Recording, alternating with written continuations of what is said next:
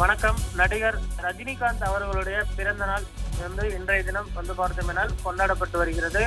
இதற்கு தற்பொழுது நடிகர்கள் கமலஹாசன், விஜய், அதே போன்று ஸ்டாலின், எதிர்க்கட்சி தலைவர் எடப்பாடி பழனிசாமி உள்ளிட்டோர் சமூக வலைதளங்களின் வாயிலாக வாழ்த்துக்களை தெரிவித்திருக்கிறார்கள். அதே போன்று ஒரு சிலர் தொலைபேசி மூலமாகவும் அவருக்கு தற்பொழுது வாழ்த்துக்களை தெரிவித்திருப்பது குறிப்பிடத்தக்கது. இதில் முதல்வர் அவர்கள் தெரிவித்திருக்கக்கூடிய வாழ்த்து பதிவில், எல்லைகளை கடந்து 6லிருந்து 60 வரை அனைவரையும் தன்னுடைய நடிப்பால் செயலால் ரசிகராக்கி கொண்ட அருமை நண்பர் சூப்பர் ஸ்டார் ரஜினிகாந்த் அவர்களுக்கு எனது பிறந்தநாள் வாழ்த்துக்கள்.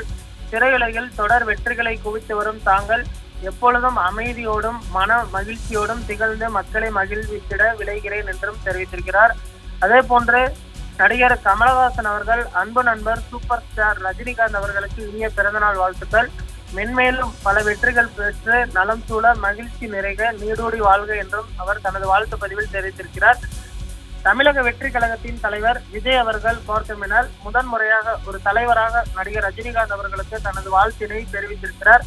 பேரன்பிற்கும் மரியாதைக்கும் உரிய சூப்பர் ஸ்டார் ரஜினிகாந்த் அவர்களுக்கு இனிய பிறந்தநாள் வாழ்த்துக்களை தெரிவித்துக் கொள்கிறேன்.